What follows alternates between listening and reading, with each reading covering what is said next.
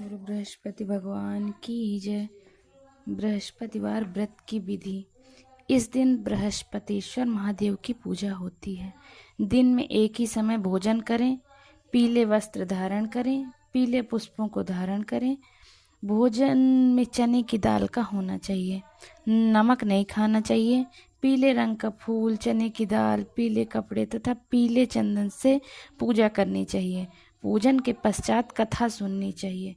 इस व्रत के करने से बृहस्पति जी अति प्रसन्न होते हैं तथा धन और विद्या का लाभ होता है। स्त्रियों के लिए यह व्रत अति आवश्यक है। इस व्रत में केले का पूजन करें।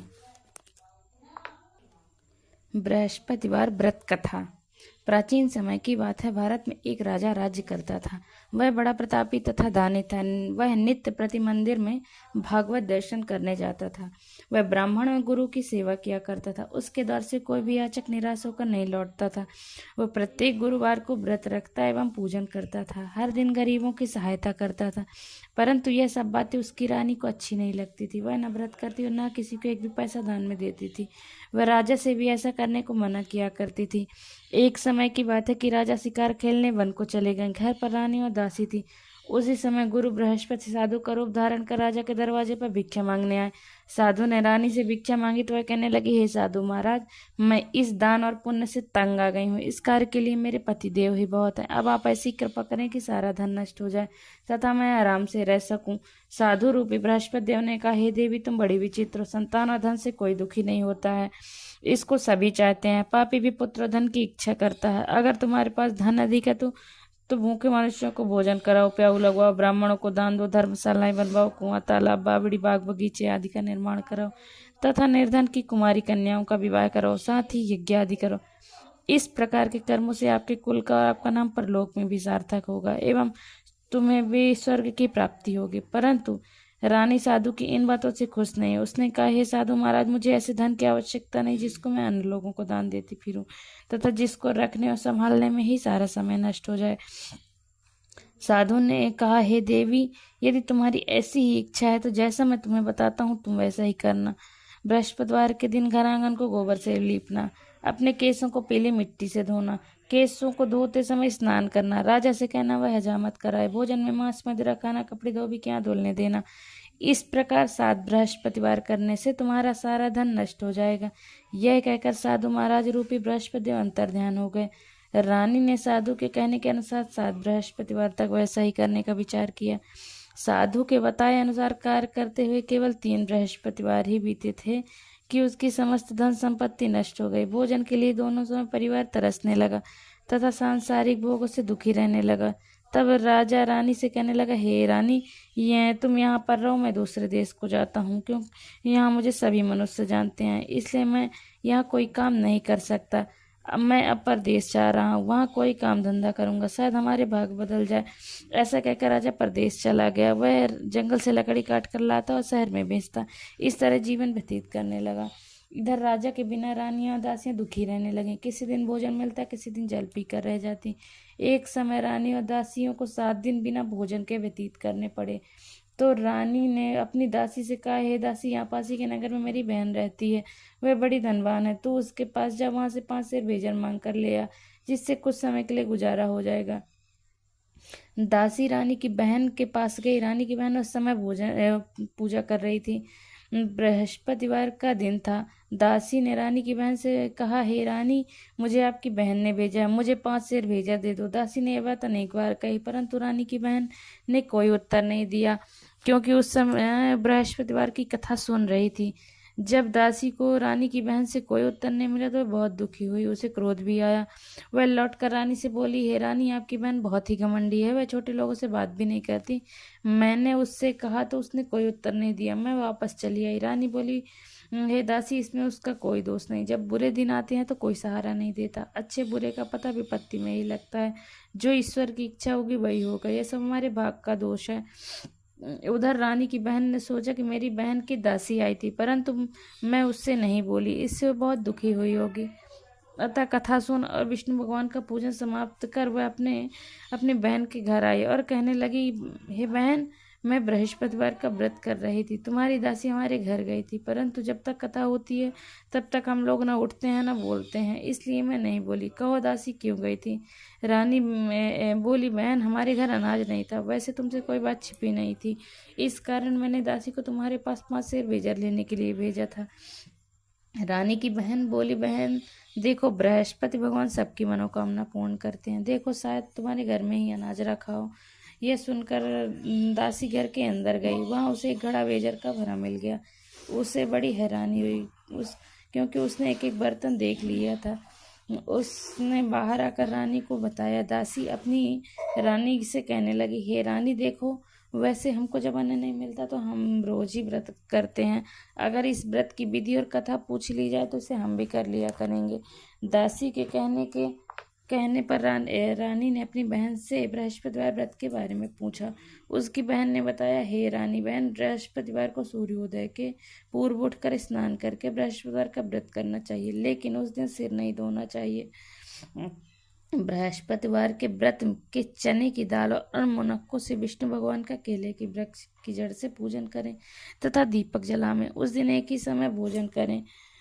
भोजन पीले खाद्य पदार्थ का करें तथा कथा सुने। इस प्रकार करने से गुरु भगवान प्रसन्न होते हैं, अन्न पुत्र धन देते हैं।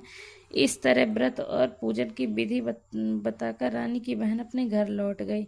रानी और दासी दोनों ने निश्चय किया कि वे बृहस्पति भगवान का पूजन जरूर करेंगी। 7 दिन बाद जब बृहस्पतिवार आया तो उन्होंने व्रत रखा। घुड़साल में जाकर चना और गुड़ बीन लाई तथा उसकी दाल से केले की जड़ से विष्णु भगवान का पूजन किया। अब भोजन कहाँ से आए? दोनों बड़ी दुखी हुई।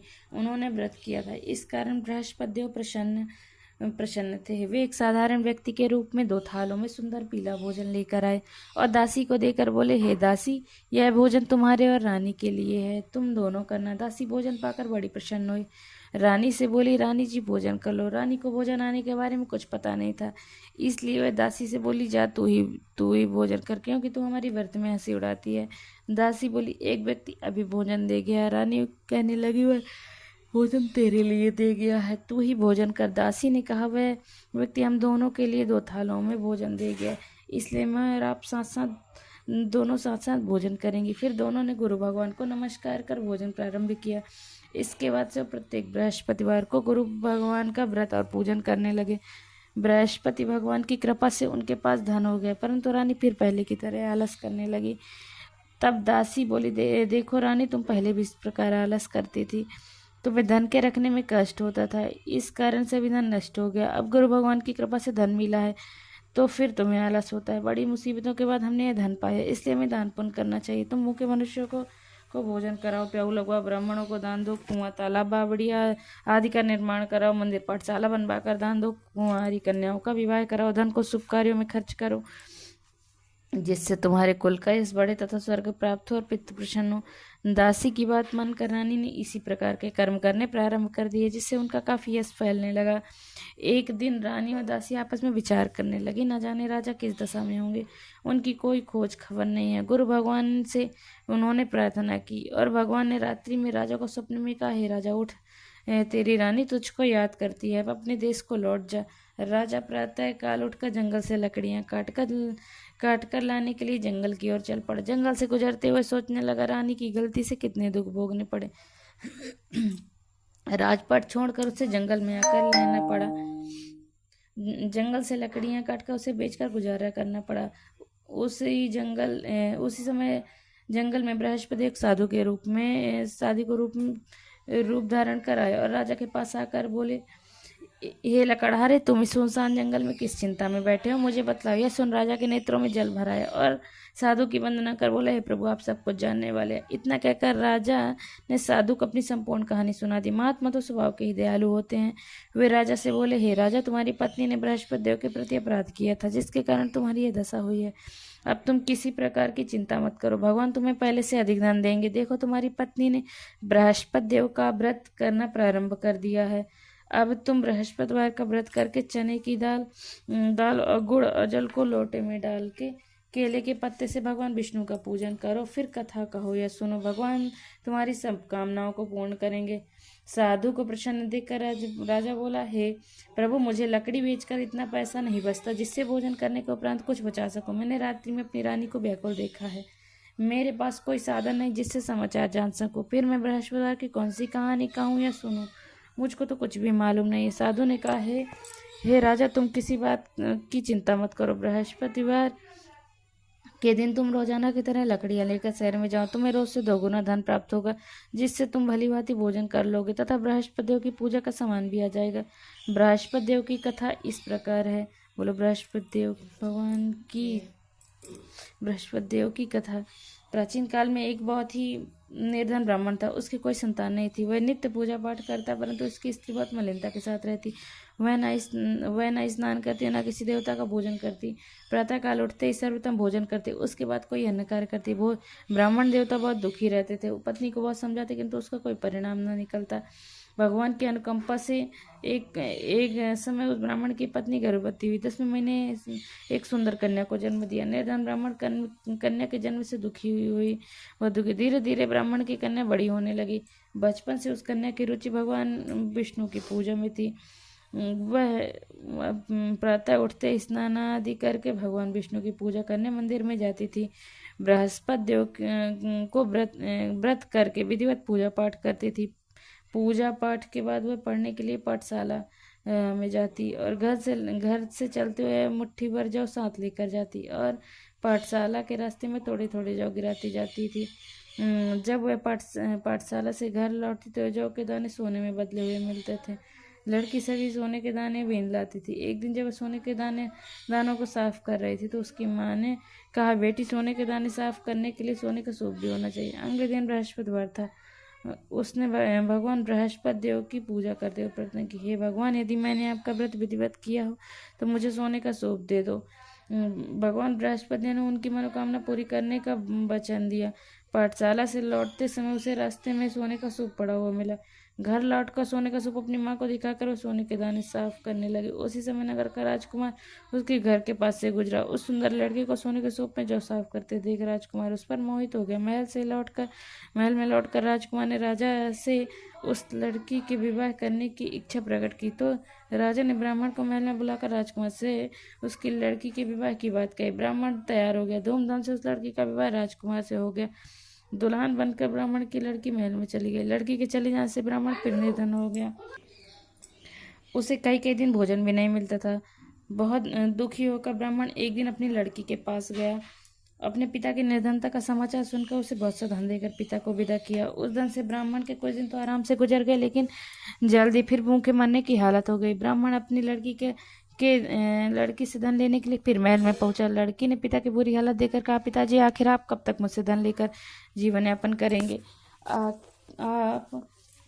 कोई ऐसा उपाय क्यों नहीं करते जिससे आपका घर धन संपत्ति से भर जाए? ब्राह्मण ने कहा, मैंने तेरी माँ को बहुत समझा लिया, पर उसकी समझ में कुछ नहीं आता। उसका पौड़पन नष्ट हो तो घर की निर्धनता भी दूर हो जाए। तब कुछ सोचकर लड़की ने पिता से कहा, पिताजी, आप कुछ दिनों के लिए माँ को मेरे पास छोड़ जाओ। तब कुछ सोचकर ब्राह्मण पत्नी को लड़की के पास महल में छोड़ा। लड़की ने अपनी माँ से कहा, माँ, तुम कल प्रातः उठकर स्नान आदि करके भगवान बृहस्पति देव विष्णु जी की पूजा अवश्य करना।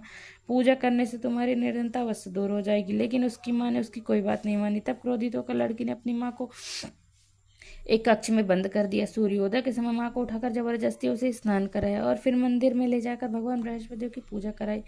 कुछ दिनों तक ऐसा करने से माँ की बुद्धि में परिवर्तन हुआ और वह स्वयं बृहस्पति देव का व्रत करने लगे। उसके व्रत रखने से ब्राह्मण के घर में भगवान विष्णु की अनुकंपा से धन की वर्षा होने लगी। दोनों पति पत्नी धन संपत्ति पाकर आनंद पूर्वक जीवन यापन करते हुए विष्णु धाम को चले गए। लकड़हारा बने राजा ने उस साधु से भगवान बृहस्पति देव की कथा सुनकर बृहस्पतिवार का व्रत करके भगवान विष्णु की पूजा की। उस दिन से उसके सभी क्लेश दूर हो गए। लेकिन अगले बृहस्पतिवार को कामकाज में अधिक व्यस्त रहने के कारण उसे भगवान बृहस्पति देव जी का व्रत नहीं किया। भगवान बृहस्पति देव लकड़हारे से क्रोधित हो गए और उसे भूल की सजा दी। उस दिन नगर के राजा ने नगर में घोषणा करके सबको सूचित किया, प्रत्येक नागरिक मेरे महल में भोजन करने आए, जो नहीं आएगा उसे अपराधी मानकर भारी दंड दिया जाएगा। लकड़हारा बने राजा ने उस नगर के राजा की घोषणा तो सुनी, लेकिन जंगल से लकड़ी काट कर लाने उसे जंगल में बेचने में देर हो जाने के कारण वह समय पर महल में भोजन करने नहीं जा सका।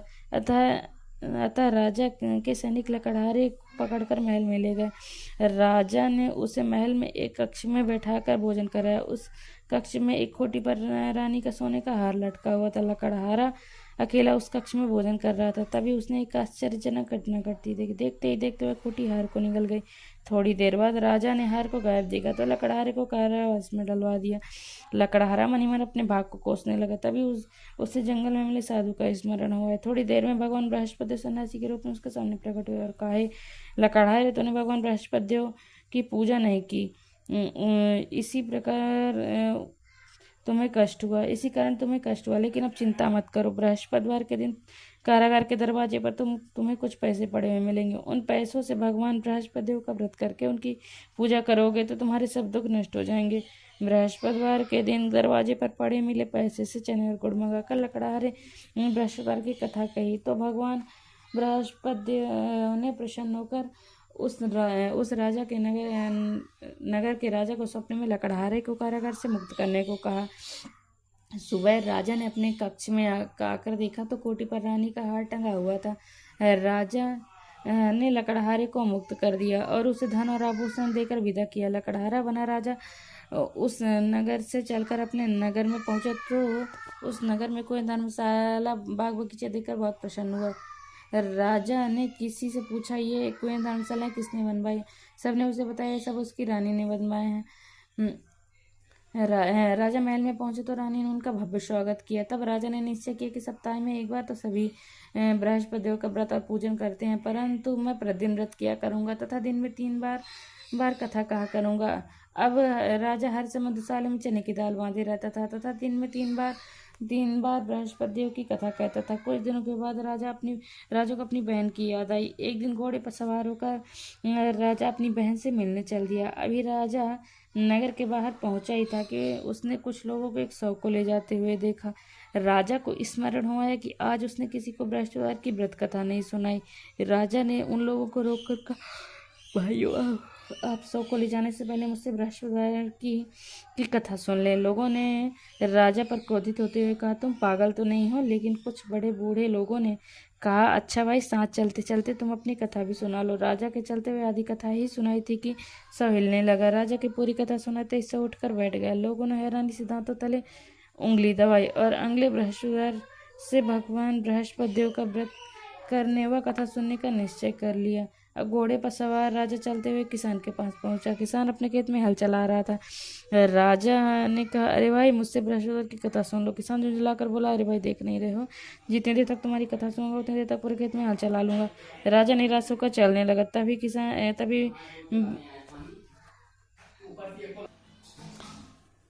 तभी किसान के बैल लड़खड़ाकर जमीन पे जा गिरा। किसान के पेट में भी जोरों का दर्द होने लगा। उस किसान की पत्नी जब खाना लेकर आई तो उसने किसान से इस बारे में पूछा। किसान ने घुड़सवार की पूरी कहानी सुना दी। किसान की पत्नी दौड़ती हुई राजा के पास पहुंचकर हाथ जोड़कर बोली, भैया, मैं तुम्हारी कथा सुनने को तैयार हूँ। राजा ने उसके साथ खेत पर पहुंचकर बृहस्पतिवार की कथा सुनाई। तभी बैल उठकर खड़े हो गए। किसान के पेट का दर्द भी तुरंत ठीक हो गया।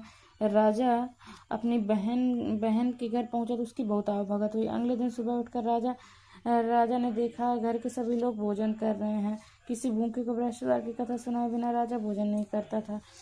उसने बहन से कहा, बहन, क्या घर में कोई ऐसा व्यक्ति है जिसने अभी तक भोजन न किया हो? उसकी बहन बोली, भैया, हमारे घर में तो क्या, आपको पूरे नगर में कोई ऐसा व्यक्ति नहीं मिलेगा जिसने सुबह सुबह भोजन नहीं किया हो। तब राजा ने बहन के घर से निकलकर उस नगर में बिना भोजन किए व्यक्ति की तलाश की। एक गडरिये के घर में उसका बेटा बीमार होने के कारण भूखा रह गया था। राजा ने उसको जाकर बृहस्पतिवार की कथा सुनाई।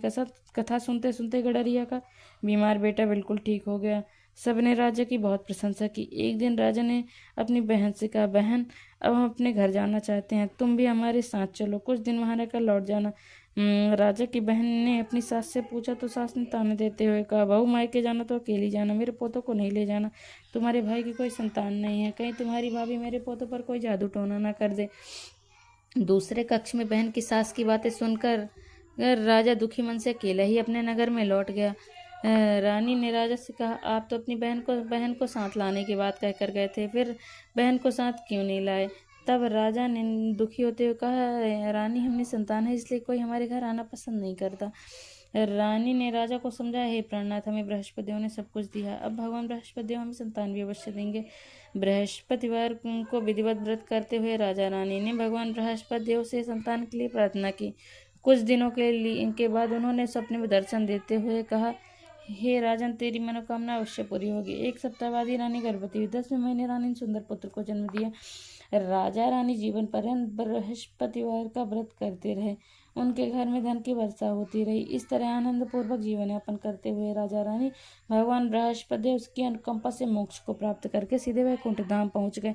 बृहस्पतिवार को विधिवत व्रत करके जो स्त्री पुरुष भगवान विष्णु की पूजा करते हैं, भगवान उनकी सभी मनोकामनाएं पूर्ण करते हैं। बोलो बृहस्पति भगवान की जय। कथा श्रवण में हुई भूल चूक के लिए क्षमा करें। बृहस्पति देव की कृपा सभी पर बनी रहे। इसी के साथ से बृहस्पति भगवान की पावन कथा यहीं पर पूर्ण होती है। बोलिए गुरु बृहस्पति भगवान की जय। यदि आपको ये कथा पसंद आई हो तो वीडियो को लाइक, शेयर और चैनल को सब्सक्राइब जरूर करें। जय श्री हरि, जय बृहस्पति देव। जो श्रद्धा भाव से बृहस्पति भगवान की कथा सुनता है उसके जीवन में सुख, समृद्धि और ज्ञान का वास होता है। बोलिए देव गुरु बृहस्पति भगवान की जय। धन्यवाद।